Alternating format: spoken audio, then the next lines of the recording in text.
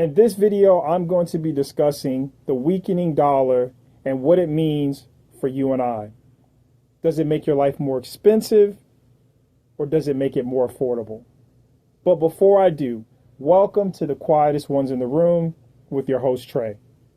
I gotta say it, just the fact that you have clicked onto this video and you're listening to the sound of my voice, you by far are the most intelligent people on the face of the planet. So recently, it's been noted that the US dollar has sank to its lowest level in 3 years amid the tariff threats from the Trump administration and its competing of a so-called trade war with other countries. And so the question is, what does this all mean to you and I? Does it make you poorer or does it make you richer? So I want to break it down and give some basic examples and open this up. So let's start with the basics. When the dollar is weak, it means your money doesn't stretch as far.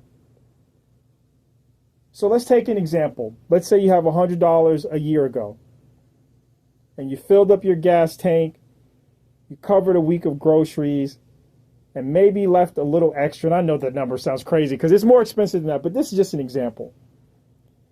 But when that dollar weakens, those same goods cost more, not because they've changed, but because the dollar lost its value. So now, that $100, it only buys maybe $80 to $85 worth of what it used to. And that is because your purchasing power has decreased. So where we are right now is that it's being noted that the dollar is currently buying you less than it previously has over the last 3 years. So imagine you're working the same job you've been working for the last 3 years and you haven't gotten a wage increase, or you've gotten a menial wage increase.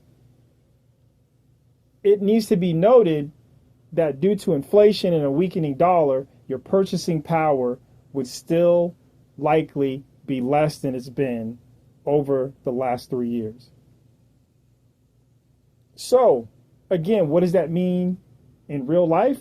It just means that gas and oil is more expensive, your groceries are more expensive, your electronics are more expensive. So that new iPhone that just came out with the liquid glass, it's expensive.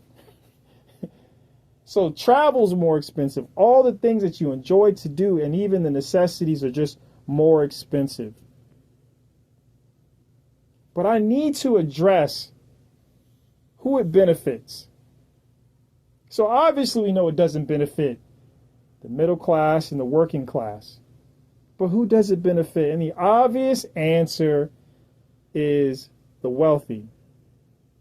See, when the dollar is weak and interest rates are low, as an example, asset prices go up. And see, there's been a battle right now between the interest rates and people wanting the Federal Reserve to reduce interest rates.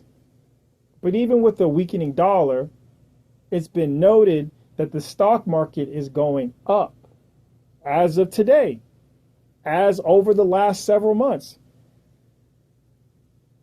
So with a weak dollar and the interest rates being low, stocks, real estate, gold, and the famous Bitcoin, but obviously other cryptos, go up.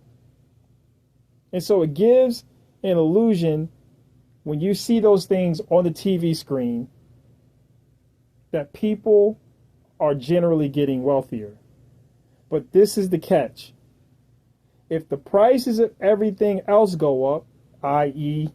the groceries, the gas, the electronics, traveling, you're not really getting ahead. You're not really getting ahead. And if you're living paycheck to paycheck, you're definitely getting squeezed right now. And obviously, we see so many people going through that. And that's why the credit card debt is the way it is. That's why the buy now, pay later is the way that it is, with so many people using it to do things like DoorDash. And I'm not judging, but it is what it is. This is just the reality. So with the wealthy already being wealthy and owning assets, it inflates the value of their assets as the dollar weakens.